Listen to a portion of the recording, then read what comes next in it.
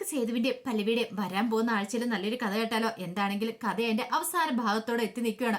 ഒടുവില് മാധവമേനന്റെ മരണത്തിന് ഉത്തരവാദി ആരാന്നുള്ള സത്യങ്ങളൊക്കെ അഖില് കണ്ടെത്തുന്നുണ്ട്. അതിനുള്ള തീവ്ര ശ്രമത്തിലാണ്. അതിനു വേണ്ടിയിട്ട് പൊന്നും മരത്തിൽ കയറി പറ്റാനായിട്ട് ഇന്ദ്രന്റെ കുഞ്ഞിന്റെ ആയായിട്ടാണ് അഖിൽ ഒടുവില് ചെല്ലുന്നത്. കാരണം വേറൊരു നിവൃത്തി ഉണ്ടായിരുന്നില്ല.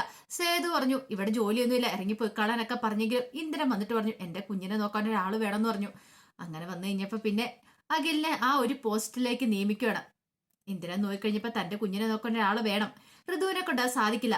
പിന്നെ ആ കുടുംബത്തിലുള്ള ആരുടെ സഹായം താൻ തേടില്ല. അല്ലെങ്കിൽ ഋതു പറഞ്ഞിരിക്കുന്ന അങ്ങനെയാണല്ലോ. അപ്പൊ പിന്നെ ആരുടെ മുന്നിൽ തല കുനിക്കാൻ പറ്റാത്തോണ്ട് അഖിലിനെ ഏൽപ്പിക്കുകയാണ്. അപ്പൊ അഖില് പറഞ്ഞിട്ടുണ്ടായിരുന്നു താൻ +2 പഠിക്കുമ്പോൾ ഒരു വീട്ടില് കുറച്ചു കാലം ഒരു കുഞ്ഞിനെ നോക്കാൻ നിൽക്കുന്നുണ്ടായിരുന്ന പണത്തിന് വേണ്ടിയിട്ട്. അപ്പൊ അത് അഖിലിന് നന്നായിട്ട് അറിയാം ആ ജോലി ചെയ്യാനായിട്ട്. ഒരു കുഞ്ഞിനെ നോക്കുന്ന എങ്ങനെയാന്നൊക്കെ അറിയാം. അത് മാത്രല്ല അഖില് വന്നു കഴിഞ്ഞ് കുഞ്ഞിനെ എടുത്ത സമയത്ത് ഇന്ദ്രൻ നോക്കിയിട്ടുണ്ടായിരുന്നു. കുഞ്ഞിനെയൊക്കെ നല്ല കാര്യത്തോടു കൂടിയിട്ടാണ് എടുക്കുന്നത്. അത് വേണ്ട രീതിയിലുമാണ് ചെയ്യുന്നതൊക്കെ. അങ്ങനെ എന്താണെങ്കിലും അഖില് ഒടുവില് കുഞ്ഞിനെ നോക്കാനായിട്ട് അവിടെ കയറിപ്പറ്റി. പക്ഷേങ്കില് ഇതറിഞ്ഞു കഴിഞ്ഞപ്പോഴത്തേനും പ്രതാപനൊട്ട് സഹിച്ചില്ല. പ്രതാപം മാക്സിമം ട്രൈ ചെയ്തു അവിടുന്ന് പറഞ്ഞു വിടാനായിട്ട് അഖിലിനെ. കാരണം സ്വാതിയുടെ പുറകെ നടന്ന് സ്പൈ വർക്ക് നടത്തുന്ന ഏതോ ഒരുത്തനുണ്ടെന്ന് അറിയായിരുന്നു. എന്തിനാ ഏതാണെന്നും കൂടുതലായിട്ട് അറിയത്തില്ലെങ്കിലും സ്പൈ വർക്ക് നടത്തുമെന്നറിഞ്ഞു. അപ്പൊ അവൻ ആ കുടുംബത്തിലൂടെ കയറി പറ്റിയിട്ടുണ്ടെങ്കിൽ പണിയാവുമല്ലോ എന്ന് കരുതിയിട്ടാണ് പ്രതാപന് അഖിലിനെ ആ വീട്ടിൽ വെച്ചു ഉറപ്പിക്കാനായിട്ട് ഒരുങ്ങാത്തെ. പക്ഷേങ്കില് പ്രതാപനിട്ട് വമ്പൻ പണിയാണ് ഇന്ദ്രൻ കൊടുത്തത് പോലും. ഇന്ദ്രനെ അറിയത്തില്ലല്ലോ മാധവമേനന്റെ മരണം അന്വേഷിക്കാൻ വന്ന പോലീസ് ഓഫീസറാണ്. പിന്നീട് പല്ലവി സേതുവും കൂടെ സംസാരിച്ചിരിക്കുന്ന സമയത്താണ് വിശ്വത്തിന്റെ കോള് വരുന്നത്. അങ്ങനെ വിശ്വം വിളിച്ചിട്ട് ഹോസ്പിറ്റലാണ് പാറു എന്നുള്ള കാര്യങ്ങളൊക്കെ പറയണം. അതറിഞ്ഞു കഴിഞ്ഞപ്പോഴത്തേനും സേതുവും പല്ലവിയും കൂടെ പെട്ടെന്ന് തന്നെ ഹോസ്പിറ്റലിലേക്ക് ചെല്ലുക. അവിടെ ചെല്ലുമ്പോൾ മാഷും രാജലക്ഷ്മി ഒക്കെ ഉണ്ടായിരുന്നു. അങ്ങനെ ചെന്ന് കഴിഞ്ഞിട്ട് ചോദിച്ചു കാര്യം എന്താന്നൊക്കെ സേതു ചോദിക്കുമ്പോഴാണ് മാഷ് ആ കാര്യങ്ങളൊക്കെ പറയുന്നത്. പാറുവിന് സംഭവിച്ച ദുരന്തം, പാറുവിന്റെ വയറ്റിലെ കുഞ്ഞുപോയി, അതിനെ അബോർട്ട് ചെയ്യേണ്ട വന്നു, അതിന് വേണ്ടത്ര വളർച്ചയില്ലായിരുന്നൊക്കെ. ഈ സമയത്ത് രാജലക്ഷ്മി നിന്ന് പൊട്ടിക്കരയാണ്. അവിടുന്ന് ഡിസ്ചാർജ് ചെയ്തിട്ടുണ്ടായിരുന്നില്ല ഹോസ്പിറ്റലിൽ നിന്ന്. കുറച്ച് ദിവസം അവിടെ കഴിഞ്ഞിട്ട് ഡിസ്ചാർജ് ചെയ്താൽ മതി എന്ന് രാജലക്ഷ്മിയെ പറഞ്ഞ്. വീട്ടിലേക്ക് പോയാലും തനിക്ക് ചിലപ്പോൾ നേരാമണ്ണം നോക്കാൻ പറ്റിയെന്ന് വരത്തില്ല, അതുകൊണ്ട് നന്നായിട്ട് ഭേദമായിട്ട് പോയാൽ മതിയെന്ന് വിശ്വത്തോട് പറഞ്ഞ് അവര് കുറച്ച് ദിവസം അവിടെ കഴിഞ്ഞ് ഹോസ്പിറ്റലിൽ നിന്ന് പോകാനിരിക്കുമായിരുന്നു.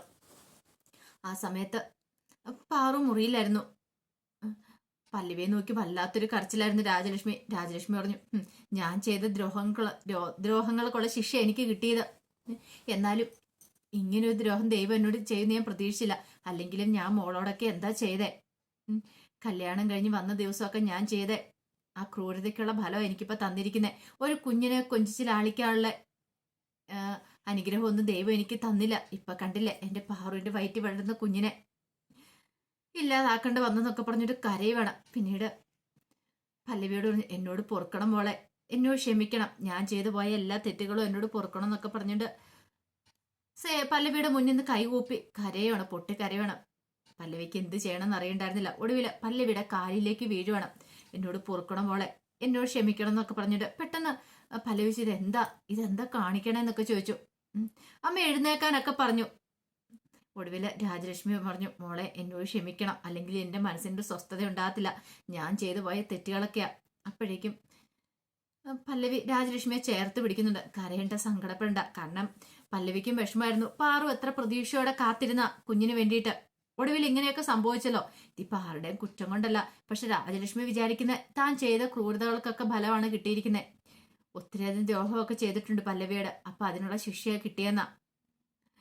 മുകുന്ദൻ മാഷ് പറഞ്ഞു മോളെ പാറു നല്ല സങ്കടത്തില. പാറുവിനേക്കാളും സങ്കടം ഇത് കണ്ടില്ലേ രാജലക്ഷ്മിക്ക്. ഞങ്ങൾ എത്ര പറഞ്ഞിട്ടൊന്നും മനസ്സിലാകുന്നില്ല. മോളൊരു കാര്യം എന്ന് പറഞ്ഞൊന്ന് ആശ്വസിപ്പിക്കുക. നേരമണ്ണ ആഹാരം പോലും കഴിക്കുന്നില്ലെന്ന് പറഞ്ഞു.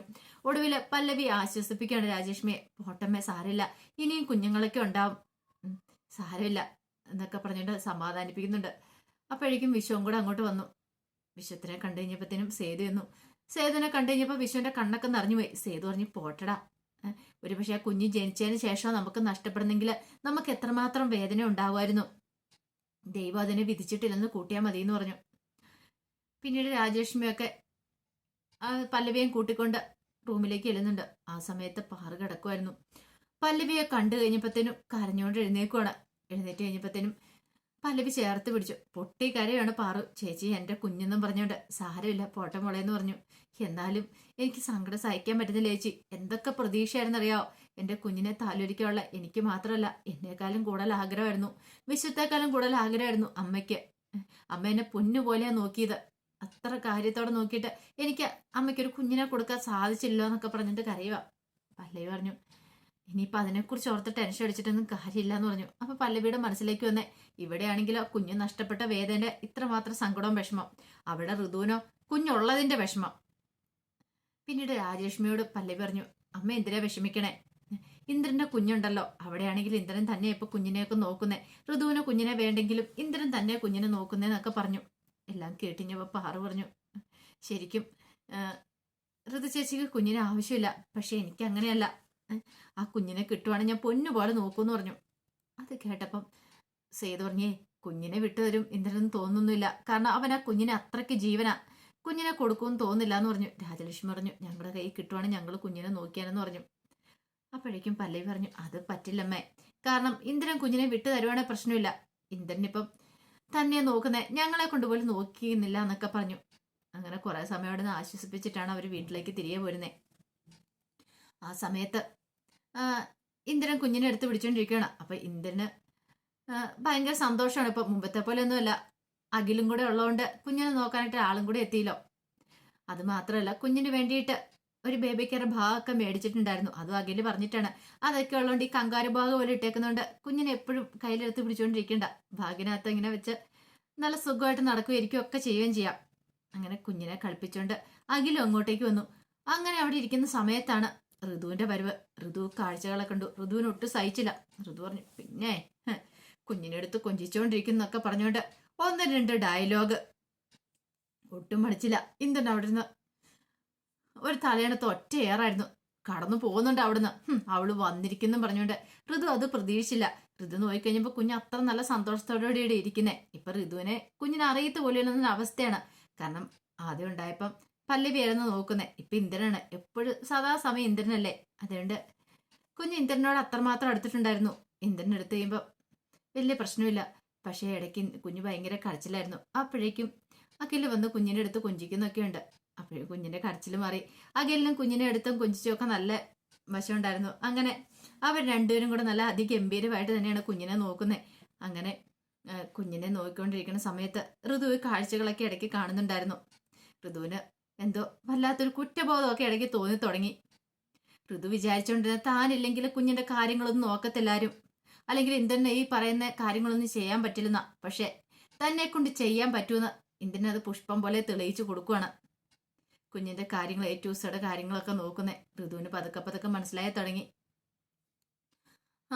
ഇന്ദ്രൻ ശരിക്കുമാണ് കുഞ്ഞിനെ സ്നേഹിക്കുന്നത്. പണ്ടത്തെ സ്വഭാവമല്ല, ഇന്ദ്രന് നല്ല മാറ്റമാണെന്നുള്ള കാര്യം മനസ്സിലായി. ഈ സമയത്ത് പ്രതാപം വരുന്നുണ്ട് പൊന്നുമടത്തിലേക്ക്. അങ്ങനെ പ്രതാപം വന്ന് അഖിലിനെ ചോദ്യം ചെയ്യണം വിളിച്ചുകൊണ്ട് പോയിട്ട്. നീ എന്തിനാടാ ഇവിടേക്ക് വന്നേ? സത്യം പറ. നീ വന്നതിന്റെ പിന്നെ വേറെ പല ഉദ്ദേശങ്ങളും ഉണ്ടെന്ന് എനിക്ക് അറിയാന്നൊക്കെ പറഞ്ഞു കഴിഞ്ഞപ്പോ അഖില് പറഞ്ഞു, അറിയാലോ. പിന്നെ ഒരു കാര്യമുണ്ട്, ഞാൻ വെറുതെ വന്നല്ല. മാധവമേന്റെ മരണത്തിന്റെ പിന്നിൽ ആരൊക്കെ ഉണ്ടെങ്കിലും അവരെല്ലാം ഞാൻ നിയമത്തിന് മുന്നിൽ കൊണ്ടുവരുമെന്ന് പറഞ്ഞു. പ്രതാപൻ അത് കേട്ടൊന്നും ഞെട്ടി.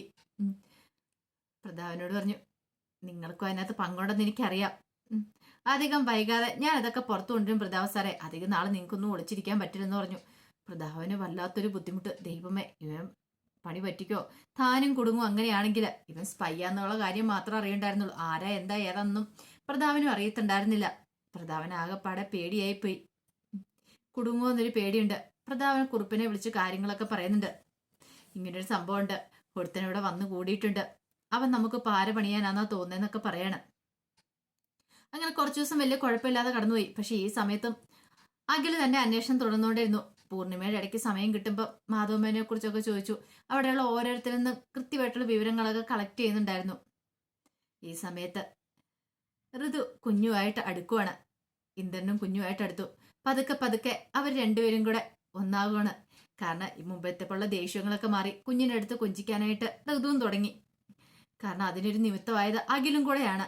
അങ്ങനെ ഋതുവിന്റെ മനസ്സ് മാറി. അത് കണ്ടു കഴിഞ്ഞപ്പോഴത്തേനും സേതുവിനും പല്ലവിക്കും ഒക്കെ ഭയങ്കര സന്തോഷം ഉണ്ടായിരുന്നു. പിന്നീട് ഒരു ദിവസം രാത്രിയൊക്കെ കഴിഞ്ഞപ്പം അഖിൽ എന്ത് ചെയ്തു, അച്ഛൻ്റെ ഒക്കെ മുറിയിൽ ഒരു അലമാരി ഉണ്ടായിരുന്നു. അങ്ങനെ അലമാരിക്കകത്ത് കയറി ഇങ്ങനെ സെർച്ച് ചെയ്യുവാണ്. എന്തേലും വിവരം കിട്ടിയാലോ, എന്തേലും രേഖകൾ കിട്ടിയാലോ എന്നൊക്കെ ഓർത്ത് അങ്ങനെ സെർച്ച് ചെയ്തുകൊണ്ട് ഇരുന്ന് കുറച്ചു നേരം കഴിഞ്ഞ് കഴിഞ്ഞപ്പോഴത്തേനും അച്ഛൻ മുറിയിലേക്ക് വരുന്നു. പെട്ടെന്ന് അലമാരി അടച്ചിട്ട് അഖില തിരിഞ്ഞപ്പോൾ അച്ഛന് സംശയം, നിങ്ങളെന്താ ഇവിടെ എന്നൊക്കെ ചോദിക്കുന്നുണ്ട്. ഒന്നുമില്ലാന്ന് പറഞ്ഞു. ഒന്നുമില്ല എന്നൊക്കെ പറഞ്ഞുകൊണ്ട് അഖില പുറത്തേക്ക് ഇറങ്ങിപ്പോയി. അച്ഛന് സംശയമായി, ഇനിയും വല്ല കള്ളനുമാണോ, ഇവൻ എന്തിനാ ഈ മുറി കയറിയെന്നൊരു ചിന്തകളും കാര്യങ്ങളൊക്കെ ആയിരുന്നു. പിന്നീട് ഇന്ദ്രൻ ഉറങ്ങിക്കിടക്കുന്ന സമയത്ത് ആ മുറിയിൽ ആ അലമാരിയൊക്കെ സെർച്ച് ചെയ്യുന്നുണ്ട്, എന്തെങ്കിലും വിവരം കിട്ടുമോ എന്നറിയാൻ വേണ്ടിയിട്ട്. അങ്ങനെ അവിടെ നിന്നൊക്കെ കുറച്ച് രേഖകളും കാര്യങ്ങളൊക്കെ അവൻ കിട്ടുന്നുണ്ട്. ഒടുവില് സേതുവും ബലിബിരൂസും കിടക്കാൻ തുടങ്ങുന്ന സമയത്താണ് കതവ് തുറന്ന് അഖില് പുറത്തേക്ക് പോകുന്നത് കണ്ടത്. അങ്ങനെ പുറത്തേക്ക് പോണത് കണ്ടു കഴിഞ്ഞപ്പോഴത്തേനും അവര് പിന്നാലെ പോയി. നോക്കിക്കഴിഞ്ഞപ്പോഴത്തേനും ഈ പറയുന്ന സേതുവിന്റെ കാറിനകത്ത് പോയിട്ട് കാറിനകത്ത് ഡിഗ്ഗി അവിടെയൊക്കെ പരിശോധിക്കുകയാണ്. ഇനി അതിനകത്ത് എന്തെങ്കിലും രേഖകളൊക്കെ ഉണ്ടോന്ന് അറിയാൻ വേണ്ടിട്ടാന്ന് തോന്നുന്നത്. അത് കണ്ടു കഴിഞ്ഞപ്പോഴത്തേനും സേതുവിന് ഒരു കാര്യം മനസ്സിലായി, ഇവൻ വെറുതെ വന്നവനല്ല, ഇതിന്റെ പിന്നിൽ എന്തോ കാര്യങ്ങളുണ്ടെന്നൊക്കെ. ഒടുവിൽ അഖിലിനെ കൈയോടെ പിടികൂടി ചോദ്യം ചെയ്യുവാണ്. ചോദ്യം ചെയ്ത് കഴിഞ്ഞപ്പോഴത്തേനും അഖിലിന് ഒടുവിൽ സത്യം തുറന്നു പറയേണ്ടതായിട്ട് വന്നു. മാധവ് മേനന്റെ മരണത്തിന് ഉത്തരവാദിയായി വരെ കണ്ടെത്താൻ വന്ന പോലീസ് ഓഫീസറാ ഞാനെന്നൊക്കെ പറഞ്ഞിട്ട് അഖിലിന് ഏകദേശം മനസ്സിലായിട്ടുണ്ടായിരുന്നു ഈ മരണത്തിന്റെ വലിയ പ്രധാനം പങ്കിടുന്നുള്ള കാര്യം. അതെല്ലാം അറിഞ്ഞു കഴിഞ്ഞപ്പോ സേതുവിന് തനിക്കറിയാവുന്ന കാര്യങ്ങളൊക്കെ പറയണം. ആ ഡോക്ടറെ കുറിച്ച്, ഹരിനാരായണൻ എന്ന് പറഞ്ഞ ആ ഡോക്ടറെ കുറിച്ച് അറിയാവുന്ന കാര്യങ്ങളൊക്കെ പറഞ്ഞു. ഒടുവിൽ അങ്ങനെ അവര് സേതുവിന്റെ കൂടെ സഹായത്തോട് കൂടിയിട്ട് അഖില് കുറ്റവാളിയെ കണ്ടെത്തുന്നുണ്ട്. അപ്പൊ അതിന്റെ കുറച്ച് വിശേഷങ്ങളൊക്കെയാണ് നമ്മൾ കാണാനായിട്ട് പോകുന്നത്. ആ വിശേഷങ്ങൾക്കായി നമുക്ക് എല്ലാവർക്കും കാത്തിരിക്കാട്ടോ. എന്താണെങ്കിലും ഒരു കാര്യം ഉറപ്പാ, മാധവമേനന്റെ മരണത്തിന് ഉത്തരവാദിയായവരെ കണ്ടെത്തുന്നതോട് കൂടിയിട്ട് കുറുപ്പ് ആരാന്നും പ്രധാവരാരെന്നൊക്കെയുള്ള സത്യങ്ങളെ പൊന്നുമടത്തിൽ എല്ലാവരും അറിയും. കുറുപ്പ് ഇത്രയും കാലം ഹട്ടുന്തോലിട്ട ചെന്നായി ആയിരുന്നുള്ള കാര്യം പൂർണ്ണമായും തിരിച്ചറിയാൻ പോവാ. കാരണം ടെക്സ്റ്റൈൽ ഷോപ്പൊക്കെ അയാളുടെ ഇഷ്ടത്തിന് നമ്മൾ വിട്ടുകൊടുത്തേക്കുമായിരുന്നല്ലോ. അയാളായിരുന്നല്ലോ കാര്യങ്ങളൊക്കെ നടത്തുന്നത്. അപ്പൊ അവിടെ ഉണ്ടായ പ്രശ്നങ്ങൾക്കെല്ലാം കാരണം അയാളായിരുന്നു. കുറെ അയാളെ വെട്ടിച്ചിട്ടുണ്ടെന്നും മാധവമേനെ ഇല്ലാതാക്കിയത് പോലും അതെല്ലാം തട്ടിയെടുക്കാനെന്നുള്ള സത്യങ്ങളൊക്കെ പുറത്തു വരുവാണ്. അപ്പൊ അതിന്റെ വിശേഷങ്ങൾക്കായി നമുക്ക് എല്ലാവർക്കും കാത്തിരിക്കാട്ടോ. ഒരിക്കൽ കൂടി എല്ലാവർക്കും ശുഭരാത്രി നേർന്നുകൊണ്ട് നിർത്തുന്നു.